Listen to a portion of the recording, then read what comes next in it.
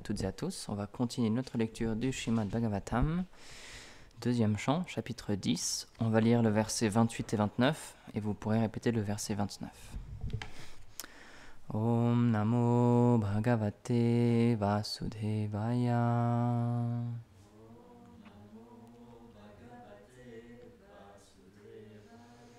Om Namo Bhagavate Vasudevaya.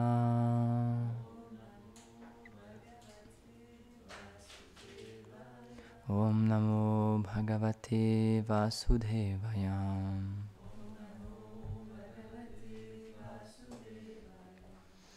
Asisripso Pura Purya Nabidvaram Apanatam Tatrapanastato Mrityum Pritaktvam Ubayashrayam. Traduction. Quand la forme universelle désira passer d'un corps à un autre, l'orifice du nombril apparut. C'est de là que l'Apana Vayu et Mrityu, la déité gouvernant la mort, se manifestèrent. Verset 29. Adishtor Anapananam Ashan Kukshi Antra Nadayam Nadya Samudras Chatayos Tushti Pushti Tad Ashraye. Traduction. Quand la forme universelle désira se nourrir et boire, l'abdomen, les intestins, les veines et les artères apparurent. En eux étaient les rivières, les océans et la satisfaction de l'appétit et de l'alimentation qui dépendent d'eux. Commentaire. D'après Srila Vijayanath Chakravarti Thakur, quand la forme universelle désira consommer de la nourriture et de la boisson, l'abdomen, l'intestin et les veines apparurent. L'abdomen est le réceptacle des aliments et l'organe du sens est situé dans les intestins qui absorbent la nourriture. Les veines sont les organes du sens qui absorbent les liquides. Les demi-dieux en charge des veines sont les rivières et celui qui gère les intestins est l'océan.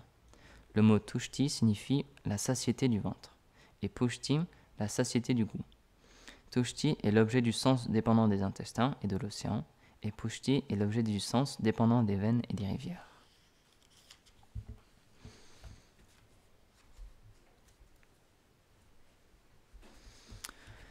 Om Agyanati Mirandasya Gyanam Jala Shalakaya Chakshurunmilitam Mena Tasmai Shri Gurave Namaha. Jaya Shri Krishna Chaitanya Prabhu Nityananda Shri Advaita Gadadhar Shivasadi Gaura Bhakta Vrinda.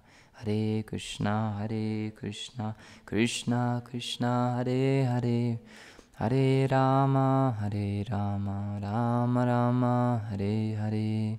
Namam Vishnu Padaya Krishna Prashtaya Bhutale Srimate Bhaktivedanta Swamini Tinamine. Namaste Sarasvati Devi Gauravani Pracharine Nirvishesha Shunyavadi Paschachade Shatarine Vanchakalpatarubhyascha Kripa Sindhubhya Vacha Patitanam Pavanebhyo Vaishnavebhyo Namo Namaha. Donc, on continue la description de la forme universelle.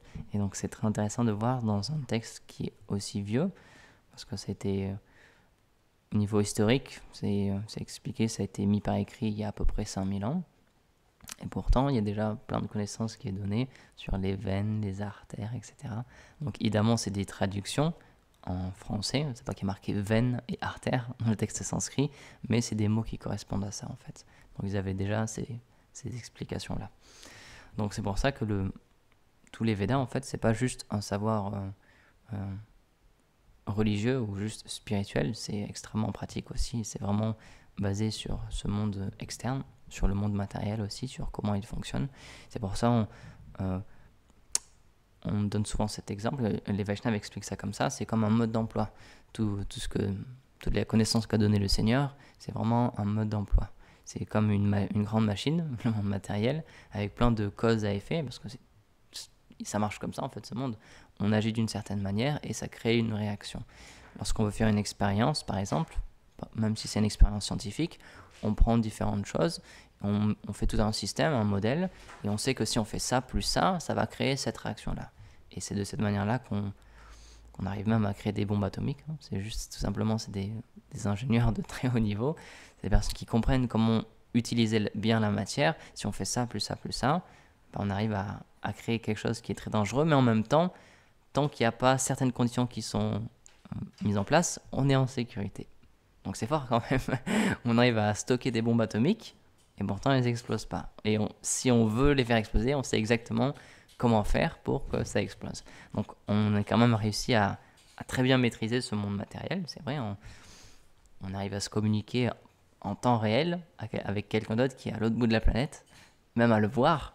C'est quand même vraiment remarquable. On arrive à des sacrés progrès technologiques, mais on n'a pas réussi à trouver le bonheur encore. On a réussi à faire plein de choses. On a la 5G, on a des trucs vraiment incroyables. On a des fusées, on peut aller sur la Lune et tout, mais on n'arrive pas à être heureux. On n'arrive pas à s'entendre avec notre voisin. Donc c'est Prabhupada, il parle de ça. Il dit c'est une société, mais qui est un peu bête parce que on a tellement d'avancement matériel, mais on ne cherche pas l'avancement de l'âme, on ne cherche pas l'avancement spirituel, et du coup, on court juste à notre perte en fait. On crée des catastrophes, des guerres, des conflits, etc. Mais c'est juste parce que on est centré sur l'externe, on essaie vraiment de développer l'externe, ce corps, comme c'est expliqué ici, satisfaire notre corps, satisfaire à travers la langue, à travers les yeux, l'écoute, etc. Mais on n'essaie pas de satisfaire l'âme en fait. Et c'est ça notre vrai problème. Il y a cet exemple qui est couramment donné aussi, c'est comme un conducteur dans sa voiture. Il sait très bien que dans sa voiture, il faut mettre du gasoil, du diesel, etc. Mais c'est pas que lui, aussi à la pompe, il va prendre aussi 1 litre de gasoil. Parce qu'il sait très bien que c'est autre chose qu'il a besoin. Il a besoin d'eau, de nourriture pour les humains. Donc en fait, ce qu'on fait dans ce monde, c'est l'inverse malheureusement. On nourrit notre corps externe, comme notre voiture, mais on nourrit pas notre âme. Et donc l'âme, petit à petit, elle dépérit. Et elle perd en force et elle oublie qui elle est en fait. Parce que c'est comme ça que ce monde il est expliqué, c'est un monde d'illusions. Dans la classe récemment, Rasalila, elle parlait de grands démons qui avaient un char, donc c'était comme une forteresse gigantesque, qui pouvait manifester des illusions. Et donc ça déroutait tout le monde, parce que ils savaient pas où tirer, et du coup ils savaient plus où tirer leurs flèches parce qu'ils disparaissaient, ils semblaient être là, et puis après ils disparaissaient, ils apparaissaient ailleurs, etc. Donc ça c'est le but des illusions. Et donc en fait malheureusement dans ce monde, on base tout sur des illusions. On pense qu'on est ce corps, mais ce corps il va disparaître. On pense qu'on est un homme ou une femme, mais à la fin de cette vie, cette identité elle va changer. On pense qu'on est blanc ou qu'on est noir, et du coup on n'aime pas les autres blancs ou les autres noirs, mais juste en quelques secondes tout peut changer. Si la mort arrive, lorsqu'on voit 2 corps morts, c'est la même chose. Hein. Il reste un petit peu de chair, un peu d'os, et même quand la chair est partie, on ne sait plus si c'était un noir ou un blanc. Il y a juste des os qui restent là. Et il y a juste de la poussière en fait qui reste. On dit souvent cette expression ashes to ashes, dust to dust. On est poussière, on est venu de la poussière et on redeviendra poussière. Donc ça, c'est au niveau matériel, c'est juste ça en fait. Et puis même, on peut changer de sexe, on peut changer de couleur de peau aussi. Tout est possible parce que si c'est juste matériel, encore une fois, avec les bons outils, la bonne connaissance, on peut tout changer. Donc si quelque chose est changeant, on ne peut pas dire que c'est une vérité. C'est quelque chose qui, pendant un moment, est vrai, mais pas éternellement. Et donc si on se base sur des choses qui ne sont pas éternellement vraies, puisqu'on cherche un bonheur éternel, on ne va jamais pouvoir y arriver. Donc c'est pour ça que notre vraie identité, c'est ça la source de notre bonheur, ça va être notre vraie identité. Et tant qu'on ne l'a pas découvert, tant qu'on se base sur une fausse identité qui change à chaque instant, là on va avoir beaucoup de problèmes. Et par exemple, encore une fois, notre situation dans ce monde matériel elle peut changer à n'importe quel instant. On peut être quelqu'un de très riche, et puis du jour au lendemain, notre société peut faire faillite, et du coup on était quelqu'un de très riche, et là on devient quelqu'un de très pauvre. Et du coup on va être malheureux, parce qu'on dira j'étais riche avant et maintenant je suis pauvre. Et à cause de ce changement de situation, on va se sentir triste. Mais l'âme, elle n'a rien à voir avec tout ça. L'âme, ça reste l'âme. Qu'elle soit dans son corps d'un homme riche ou dans le corps d'un homme pauvre, c'est exactement la même chose. Et c'est ça que la Bhagavad Gita, elle essaie de nous enseigner. Krishna, à travers la Bhagavad Gita, il nous dit, un sage, il voit tout d'un œil égal. Que ce soit un brahmana, donc un grand religieux, un chien, un mangeur de chiens, un éléphant, un arbre. Il dit, il voit juste la vie partout, il voit l'âme partout, et il voit tout d'une manière égale. Donc c'est pour ça aussi que on nous apprend qu'il faut respecter toutes les entités vivantes. Donc ça sert à rien de vouloir tuer les autres personnes, parce qu'en plus, Krishna il l'explique dans la Bhagavad Gita, parce que c'était à cause de ça qu'Arjuna il était un peu perdu au début dans la Bhagavad Gita, parce qu'il devait faire son devoir, il devait se battre. Mais Krishna il lui explique en fait, l'âme, elle ne tue pas et elle ne peut pas être tuée. Donc c'est fort ça quand même, c'est vraiment, on n'entend pas ça souvent. Et donc en fait il lui explique que l'âme, elle est éternelle, elle est non née, elle n'a jamais pris naissance et elle ne mourra jamais. Donc tout ce qu'elle fait juste dans ce monde matériel, c'est qu'elle va dans un corps, elle anime un corps matériel, et donc c'est ça qu'on appelle la vie, quand quelqu'un est vivant. Et quand quelqu'un est mort, extérieurement, c'est difficile de voir la différence entre quelqu'un qui dort et quelqu'un qui est mort. Parce que le corps, il est là, extérieurement, si on voit une photo d'une personne, on ne peut pas savoir si elle est vivante ou si elle est morte. Et la seule différence, les Védas nous expliquent, c'est quand l'âme s'échappe du corps, quand l'âme part du corps, alors là, c'est ça qu'on appelle nous la mort. Et c'est pour ça qu'on dit souvent, Gurudev répète souvent cette expression, c'est vrai, on dit « Ah, il est parti ». Donc même dans l'expression, on a compris déjà le principe, que le corps est toujours là, on peut le mettre dans un cercueil, on peut lui dire au revoir, donc le corps est là, mais il est parti quand même. Donc il y a quelque chose qui est parti. Et même, c'est plus que ça, on dit cette personne-là, elle est partie. Donc c'est-à-dire que son corps, c'est comme son vêtement, il est toujours là, mais lui, la personne que j'aimais, alors elle est partie.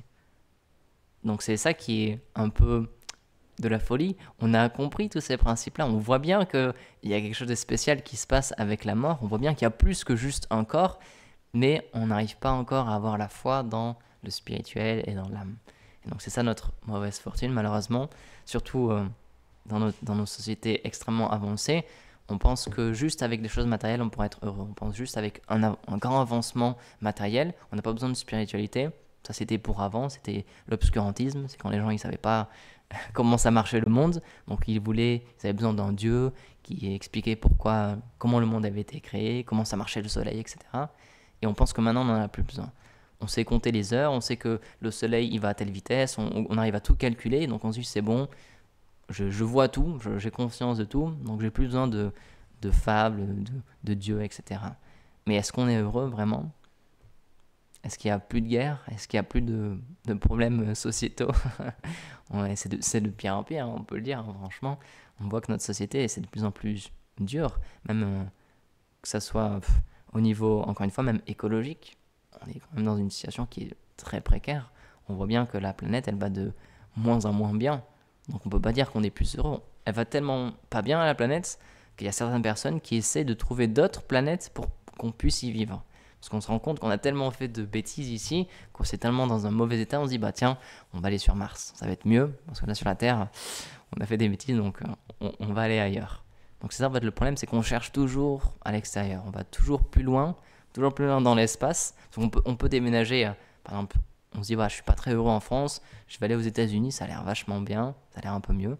Mais on peut pousser ça encore plus loin, on peut dire bah j'aime pas trop la Terre, je vais aller sur Mars, ça doit être vachement mieux. Mais tant qu'on court à l'extérieur, on ne trouvera jamais la vraie satisfaction. Parce que ce qu'on cherche, en fait, c'est déjà à l'intérieur. Et c'est ça que les Védas sont là pour nous rappeler, c'est qu'on est une âme. Et c'est pour ça que ça commence comme ça. Atato Brahma Jignasa, il est temps de s'enquérir du Brahman, de la vérité maintenant. Et cette vérité, elle est déjà à l'intérieur de nous. C'est juste qu'on l'a oubliée. Donc on cherche partout, mais notre véritable source de bonheur, ça va être à l'intérieur. Et c'est pour ça qu'il y a un terme sanskrit qui désigne les yogis qui ont justement atteint cet état où ils sont satisfaits en eux-mêmes. Ça s'appelle Atmaram. C'est-à-dire qu'ils sont satisfaits dans leur âme. Ils ont trouvé la satisfaction dans leur âme. Et donc, notre pratique spirituelle, ça vise à ça en fait. Surtout le chant du Saint-Nom, c'est comme un chemin intérieur. Le but, c'est de nous amener à l'intérieur et de justement arrêter de toujours courir à l'extérieur et d'essayer de satisfaire juste nos sens externes, c'est de retrouver cette vérité qu'on a aussi à l'intérieur de nous. Govinda Maharaj, il a rappelé cet exemple qui est donné dans les Védas, c'est comme deux oiseaux sur un arbre. Il y a un oiseau, c'est nous en ce moment, qui est accaparé à manger les fruits de l'arbre, c'est comme les fruits de l'action, donc de nos actions et des réactions dans ce monde, et à côté de lui, il y a un autre oiseau qui est le Seigneur suprême, l'âme suprême, qui juste observe ce petit oiseau qui essaie juste de manger, et il attend juste qu'il se retourne vers lui. Et dès qu'il se retourne vers lui, alors là, il peut commencer à s'occuper de lui. Donc, c'est juste une question de disposition, encore une fois. Et récemment, dans une classe, on avait parlé de Yukta Viraga, le fait de tout engager. Et c'est sur ce principe-là vraiment qu'on se base, parce que dans ce monde matériel, les choses, elles sont neutres en soi, dans le sens où elles peuvent nous dégrader ou elles peuvent nous amener à progresser. Tout dépend de comment on les utilise, que ce soit notre argent, les personnes autour de nous, notre famille, etc., ou ce qu'on aime faire, nos activités qu'on aime faire. Si on les fait pour nous, si on les utilise pour nous, si on essaie de satisfaire nos sens à travers ces choses-là, à travers notre argent, à travers le fait de tuer d'autres entités vivantes pour les manger, pour satisfaire notre langue, alors ça crée ce qu'on appelle du karma, des mauvaises réactions. Et on va devoir en payer les conséquences. Mais à l'inverse, si on fait toutes ces choses-là et qu'on les offre au Seigneur, qu'on fait ça pour son plaisir à lui et qu'on ne cherche pas notre propre plaisir à nous, alors il y a deux choses qui se passent. La première, c'est qu'on ne va plus créer ce karma, ces réactions qui nous enchaînent, et on va trouver la satisfaction aussi. Parce que ce qui est expliqué, c'est que lorsque le Seigneur est satisfait, alors nous aussi on devient satisfait. C'est comme arroser juste les racines de l'arbre, ça nourrit tout l'arbre entier. Donc si on essaie juste de satisfaire notre propre corps, parce que c'est ça qu'on essaie de faire à travers la vie matérielle, on oublie notre âme et on nourrit juste notre corps. Alors notre âme, on la nourrit pas, donc elle dépérit, elle est vraiment jamais satisfaite. Et on peut manger autant qu'on veut, et on voit bien, notre corps il nous donne une limite. On peut manger un gâteau au chocolat, mais jusqu'à une certaine limite. Et à partir d'un moment, nos sens, notre langue, notre estomac, notre intestin, ils nous disent « Ok, stop, il faut trouver autre chose, parce que si tu nous donnes trop, là on va être malade. » Et donc là c'est encore pire, c'est ça qui est expliqué. Hein. Le plaisir matériel, ça, au début c'est sucré, ça donne un goût, c'est doux, et à la fin ça devient amer. Parce que si on abuse des choses dans ce monde, ça peut être n'importe quoi, hein. Ça peut même être de l'eau, hein. Si on boit trop d'eau, on peut avoir des gros soucis après aussi. Donc tout, si on abuse de tout dans ce monde, ça peut devenir néfaste. Et à l'inverse, tout ce qui est spirituel, ça expliqué, les Védas nous disent, c'est vraiment l'inverse. Au début c'est amer, et après ça devient doux, ça devient sucré. Donc c'est ça en fait qui est difficile à comprendre pour nous, parce qu'on a l'habitude, surtout maintenant, avec les téléphones portables, etc., on a vraiment l'habitude, et on a ce désir-là de satisfaction instantanée, tout de suite. On a besoin de notre pic de dopamine, on a besoin d'être satisfait tout de suite, d'avoir retiré quelque chose tout de suite. Mais sauf que la pratique spirituelle, au début en tout cas, c'est l'inverse. Au début c'est difficile parce qu'on change nos habitudes, on n'a pas forcément de goût lorsqu'on doit méditer, chanter les 100 noms, etc. Mais petit à petit, plus on progresse, plus on obtient un goût. Et en fait, ce qui se manifeste, c'est... Parce que ce qui est expliqué, c'est que donc, la vie spirituelle, c'est pas qu'on rejette les choses de ce monde, c'est qu'en fait on les remplace. On remplace la satisfaction de notre corps par la satisfaction de l'âme. Donc c'est pas que artificiellement, encore une fois, parce que ça c'est impossible. C'est pas qu'artificiellement on dit ok maintenant je goûte plus à rien, je mange plus rien, je regarde plus rien, j'écoute plus rien, parce que c'est impossible. On a besoin de ça. On est fait pour apprécier, on est fait pour interagir avec des choses. Donc c'est juste qu'on les remplace. Donc c'est pas encore une fois, chez la Prabhupada, il le disait souvent, c'est pas une imposition artificielle sur le mental. Parce que c'est vraiment une science et c'est qu'on remplace les choses. Donc c'est pas qu'on est frustré, c'est pas qu'on a moins de choses, qu'on fait moins de choses que les autres personnes qui n'ont pas une vie spirituelle, c'est juste qu'on fait les mêmes choses mais pas dans le même but, on les engage pas de la même manière. On fait de la musique, on mange, on cuisine, et on cuisine très très bien même, on mange très très bien, mais c'est pour la satisfaction du Seigneur et de ses dévots. Et donc de cette manière-là, on remplace les choses. Donc ça prend du temps, et au début, on a encore plus d'attirance pour les choses matérielles, pour les choses qui sont liées à nourrir notre corps, mais petit à petit, on commence à avoir un goût pour les activités spirituelles, parce qu'on en retire une satisfaction spirituelle. Et donc en fait, on commence avec peu de goût pour la vie spirituelle et beaucoup pour les choses matérielles, et plus on progresse, la balance, elle va dans l'autre sens, et après on a plus de satisfaction pour les choses spirituelles et on en retient moins dans les choses matérielles. Mais encore une fois, c'est pas artificiel, c'est pas qu'on se force, parce que c'est ça le petit truc, c'est que si on essaie de faire plus que ce dont on est capable dans la vie spirituelle, alors on va rencontrer notre limite, et tout ce que ça va créer, c'est de la frustration. Si on pense qu'on est au-delà des choses de ce monde déjà, et qu'on dit moi j'ai plus besoin de tout ça, mais qu'on a encore ces désirs-là et qu'ils deviennent insatisfaits, Alors lorsque quelqu'un a des désirs qui sont insatisfaits, ça peut créer beaucoup de ravages. Donc c'est pour ça qu'on doit vraiment s'écouter et on ne doit pas se mentir, on doit être honnête avec nous-mêmes et avec les Vaishnavas, avec les personnes qui sont autour de nous, de dire bah voilà, moi je suis encore attaché à ça, j'ai encore besoin de ça. Et c'est pas grave en soi. Ce qui est grave, c'est de se dire bah moi je suis un pur dévot, c'est bon, j'ai plus besoin de tout ça, mais qu'à l'intérieur on garde ces désirs-là, mais qu'on ne veut pas les montrer, parce qu'un jour ou l'autre, parce que la nature matérielle elle est tellement forte, ces désirs-là ils vont prendre le dessus. Et après, tout le monde va être surpris, on se dit « Ah mais non, mais je pensais que c'était un pur dévot, je pensais que c'était une personne parfaite, etc. » Donc c'est pour ça, ça sert à rien de tricher et de mentir. C'est pas du tout ce qu'il faut faire. Il faut juste se dire « Ok, bah moi j'en suis là, j'ai encore besoin de ça, bah c'est pas grave, je fais de mon mieux pour qu'un jour ça disparaisse. » Évidemment, c'est ça le principe, c'est qu'on essaie de s'améliorer, c'est quand même l'idée, le but, mais on n'essaie pas de griller les étapes, parce que ça va juste nous desservir, ça va jamais nous aider à progresser spirituellement. Et ça, c'est quelque chose qui est difficile au tout début, surtout chez les personnes qui commencent leur service de dévotion. Ils se disent « Ah ouais, les choses de ce monde, au final, c'est pas bien, donc moi je veux juste me concentrer sur les activités spirituelles, je veux plus rien avoir avec ce monde. » Et parfois, on grille un peu les étapes, et après, on se rend compte qu'on a encore des désirs, et on comprend pas. Et on se dit « Bah non, mais c'est pas possible, je peux pas avoir ces désirs-là, maintenant j'ai une vie spirituelle. » Et donc, il y a un peu un décalage qui se place. Donc c'est pour ça, c'est très important. Lorsqu'on ne sait pas trop quoi faire, lorsqu'on se sent un peu perdu, un peu tiraillé, c'est toujours bien d'aller voir un dévot aîné ou un maître spirituel, si on a déjà un maître spirituel, et de lui donner notre cœur, lui exposer ce qui se passe. Et de cette manière-là, on sera protégé et on pourra progresser. Mais si par nous-mêmes, on essaie de se dire « Bah non, moi, je suis au-delà de mes désirs, etc. », c'est un risque qu'on tombe. Donc c'est pour ça que la vie spirituelle, c'est très très simple en soi. Il faut juste être honnête, se dire bah voilà, moi j'en suis là. Il ne faut pas se penser plus élevé que l'on est, parce que donc ça c'est l'inverse de l'humilité. Et c'est sûr que Krishna il va faire des plans, surtout si on montre à tout le monde et on dit à tout le monde ah bah voilà, regardez, moi je fais ça, je suis en grand dévot, etc.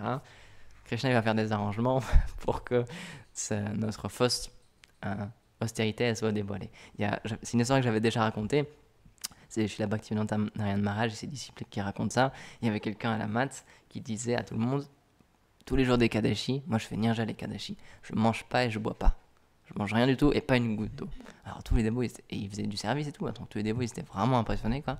Et en fait, ce que les dévots ils racontaient, c'est qu'ils prenaient beaucoup de bains les jours d'Ekadashi. Ils se baignaient beaucoup les jours d'Ekadashi, plusieurs fois dans la journée. Donc ils trouvaient ça un petit peu étrange. Et en fait, ils se sont remarqués que lorsqu'il prenait son bain, il s'immergeait dans l'eau, et il buvait plein d'eau, et puis après il remontait à la surface. Donc c'est de la tricherie, parce qu'il voulait montrer que c'était un grand dévot, mais en fait, il ne suivait pas vraiment ce qu'il disait. Et donc les dévots se sont rendus compte de ça, évidemment, parce que Krishna, il fait toujours les arrangements pour qu'il y ait quelqu'un qui soit là au moment où il ne faut pas, et qui voit ce que vous êtes en train de faire. C'est comme ça qu'il fait, puisque encore une fois, comme on l'avait dit, il est toujours présent dans notre cœur, donc peut-être qu'il n'y a personne autour, mais il y a toujours au moins un Paramatma qui voit ce qui se passe. Donc on peut tricher tout le monde, on peut même tricher peut-être les Vaishnavas aussi, les personnes autour de nous, mais le Seigneur suprême, on ne peut pas le tricher, parce qu'il est toujours là, il nous accompagne.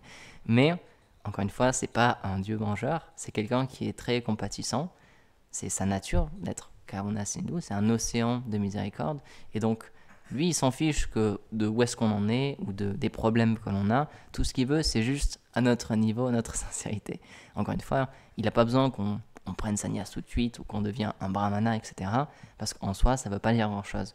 Comme on l'avait partagé dans notre classe, ce qu'il veut, c'est notre sincérité dans notre service. Donc même si c'est un petit service, même si, par exemple, physiquement, on est handicapé ou on ne peut pas faire grand-chose, comme certaines autres personnes qui sont dehors toute la journée, qui font plein de services, etc., ça ne veut pas dire que le Seigneur il ne va pas regarder notre service aussi. Faut pas parce que ça peut être un piège aussi, malheureusement. C'est une fausse humilité, c'est notre mental qui nous triche et qui nous fait croire que ah ouais, je suis quelqu'un de très très très très déchu. Donc ça c'est le sentiment qu'il faudrait avoir, mais qui nous dit ah moi je sers à rien, je suis vraiment nul, j'arrive à rien faire, et du coup on fait rien. Et ça nous bloque. Et donc ça en fait c'est notre mental qui nous triche, il faut pas l'écouter. Il essaie juste parce que c'est ça, il peut être notre meilleur ami ou notre pire ennemi. Et donc il y a cette fausse humilité qui peut être là aussi de dire à tout le monde vraiment moi je suis le plus déchu, j'arrive à rien faire, et du coup ça nous met dans un état où littéralement on n'arrive à plus rien faire. Donc là ça peut devenir un problème. Donc les Vaishnavas ils nous condamnent jamais, ça c'est jamais marqué dans les écritures, dans le Bhagavad Gita, le Bhagavatam, c'est jamais comme ça. Tout ce qu'on veut c'est la sincérité, à notre niveau, à notre petit niveau, même si on est un peu nul, on ne sait pas faire grand chose, ou qu'on fait plein d'erreurs, qu'on se trompe tout le temps, juste on essaie de le faire du mieux que l'on peut. Et c'est ça en fait que Krishna il évalue. C'est pas qu'il regarde la moyenne des dévots et qu'il dit bah tiens lui il en fait moins que les autres donc je vais pas lui donner ma miséricorde. Ça marche pas comme ça puisqu'il est personnel et il nous accompagne depuis tellement de vies déjà. Il sait exactement ce qu'on est, il sait exactement là où on en est en ce moment, ce qu'on sait faire, ce qu'on peut pas faire, etc. Nos limites, etc. Et c'est juste ça qu'il regarde. Est-ce que on essaie de dépasser nos limites? Est-ce qu'on essaie de faire mieux? C'est juste ça en fait. Et c'est pour ça que on peut pas juger les autres dévots qui sont autour de nous, les autres Vaishnavas, parce qu'on n'est pas dans leur cœur, on n'est pas Paramatma, et donc on peut pas voir l'effort qu'ils font en ce moment. Peut-être qu'il y en a qui font beaucoup de services, mais qu'intérieurement ils n'ont pas une très bonne disposition, mais ça on ne sait pas. Et peut-être qu'à l'inverse, certains ils font très très peu de services, mais qu'ils le font vraiment avec le cœur. Et c'est ça en fait que le Seigneur il juge. Donc nous, on peut pas, c'est extrêmement dangereux de dire bah tiens lui c'est pas un bon dévot ou lui oh ouais c'est vraiment ça a l'air d'être un super dévot. Malheureusement on sait pas. Donc c'est pour ça Chaitanya Mahaprabhu il conseille on respecte tout le monde.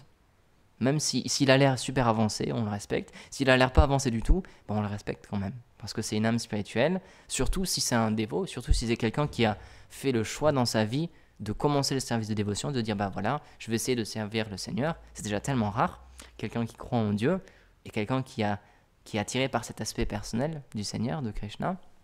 Donc on ne peut pas dénigrer les autres dévots, c'est pas possible. On doit avoir le respect envers tout le monde. Et encore une fois, s'il y en a, il nous semble qu'ils font pas très bien ou on comprend pas ce qu'ils font, bah, c'est pas grave, on les laisse dans leur coin parce que la seule chose qu'on peut obtenir à travers le fait de critiquer, c'est quelque chose de négatif.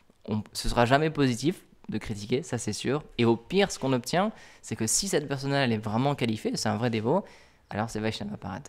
Et donc ça c'est la pire chose, c'est ce qui détruit la plante de la dévotion. Donc ça sert vraiment à rien, c'est un pari perdant. Dans tous les cas, on est perdant. Si c'est un dévot qui est pas super, bah c'est pas grave, encore une fois, il en est où il en est. Et si c'est un grand dévot, bah là on va prendre cher après. Parce que ça expliquait le Seigneur, c'est le Sudarshan Chakra du Seigneur, son âme personnelle, qui personnellement vient châtier les personnes qui font Vaishnava Parade, qui insultent ces dévots ou qui ont des mauvaises pensées envers ces dévots.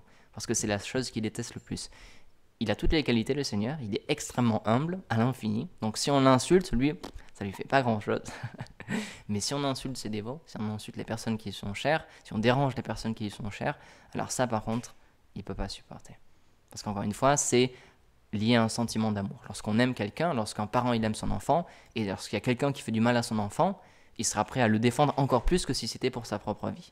Il est prêt à faire encore plus d'efforts que si quelqu'un l'attaquait personnellement. Si quelqu'un nous attaque personnellement, on peut dire bon bah voilà c'est pas grave, je m'en fiche, je lui pardonne, etc. Mais si quelqu'un attaque quelqu'un qui nous est cher, on a ce réflexe-là parce que c'est un sentiment qui existe dans le Seigneur où on a envie de protéger cette personne qui nous est chère.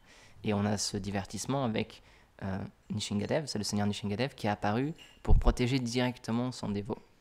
Parce qu'il y a quelque chose d'autre aussi, c'est que le Seigneur il dit la parole de mon dévot elle est toujours vraie. Et c'est pour ça que dans la Bhagavad Gita, il demande à Arjuna de lui faire dire qu'il va toujours protéger son dévot, parce que de cette manière-là, il est obligé de tenir sa parole. Parce que si un dévot, il dit quelque chose, le Seigneur, il est obligé de faire en sorte pour que la parole de son dévot soit toujours vraie, soit toujours véridique. Et donc, lorsque Hiranyakashipu, le père de Prahlad Maharaj, lorsqu'il était vraiment en colère contre le Seigneur, parce qu'on sait qu'il voulait détrôner le Seigneur, il voulait tuer le Seigneur. Donc il a dit, mais tu dis que ton Seigneur, il est partout. Alors est-ce qu'il est dans ce pilier-là aussi? Donc Prahlad Maharaj, parce qu'il avait une vision où il voyait le Seigneur partout autour de lui, il dit oui, bien sûr. Et donc là, dans sa rage, Hiranyakashipu, il a détruit le pilier. Et dans le pilier, le Seigneur est apparu. Il est sorti du pilier pour lui montrer que la parole de son dévot, elle est toujours vraie. Et donc là, encore une fois, dans ce divertissement, c'est pas qu'il a envoyé quelqu'un, le Seigneur, pour protéger son dévot, son cher dévot, Prahlad Maharaj, c'est qu'il est venu lui personnellement pour le protéger. Donc c'est pour ça, on doit toujours, c'est délicat évidemment, surtout avec maintenant, malheureusement, il y a des bons côtés et des mauvais côtés avec Internet et les réseaux sociaux, et un des mauvais côtés, c'est que on peut entendre tellement de choses, on peut entendre tellement de Vaishnava Parade sur les réseaux sociaux, on peut voir tellement de choses, on peut lire tellement de choses qui sont fausses ou qui sont juste offensantes envers les Vaishnavas. Et ça peut prendre juste 5 secondes, on ouvre notre portal, on va sur notre Facebook, et hop, on tombe sur un texte, quelqu'un qui critique un Vaishnava. Et rien que ça, c'est expliquer les personnes qui entendent ça, les personnes qui sont présentes ou qui lisent ces choses-là. Rien que ça, en fait, si on cherche pas, si on demande pas pardon au Vaishnava, du coup, qui a été offensé, alors on encourt un grave risque spirituel. Parce que les personnes qui critiquent le Vaishnava, c'est expliqué, c'est la pire chose qu'on peut faire pour notre dévotion, pour notre vie spirituelle. Donc ça assèche la plante de la dévotion, vraiment. Donc c'est pour ça, c'est très délicat, surtout maintenant, on entend plein de choses, on lit plein de choses, mais le plus possible, il faut essayer d'être équanime et de respecter tout le monde. Même si des Vaishnavas ont entendu des choses très mauvaises sur eux, c'est pas grave, c'est le business du Seigneur. C'est Krishna qui gère avec cette personne-là. Nous, on n'a pas à interférer là-dedans. On n'est pas un juge suprême, on n'est pas Yamaraj, on n'est pas le Seigneur suprême. Donc on ne peut pas juger, on ne peut pas émettre notre jugement. On doit garder cette humilité, de dire ok, ben moi j'ai déjà beaucoup de problèmes avec ma propre vie spirituelle, donc je ne vais pas me concentrer sur les autres parce que le but c'est que je progresse. Et si je commence à voir les fautes chez les autres et critiquer les autres, impossible que je progresse. Parce qu'en plus, c'est expliqué, lorsqu'on voit des fautes chez quelqu'un, déjà c'est les fautes que l'on a en nous, c'est pour ça qu'on peut les voir, parce qu'on les reconnaît. Et lorsqu'on critique quelqu'un, lorsqu'on pointe ses fautes, alors ces fautes-là, elles viennent en nous en fait. Et on les enlève à lui, et nous on les obtient davantage. Donc c'est pour ça, on ne devrait vraiment jamais, au grand jamais, sous aucune raison, critiquer un Vaishnava. Ça nous aidera jamais à progresser spirituellement. Donc voilà, on va s'arrêter ici, il est là. Grantaraj Srimad Bhagavatam ki jai. Srila Prabhupada ki jai. Gaur Premanande Hari Bol.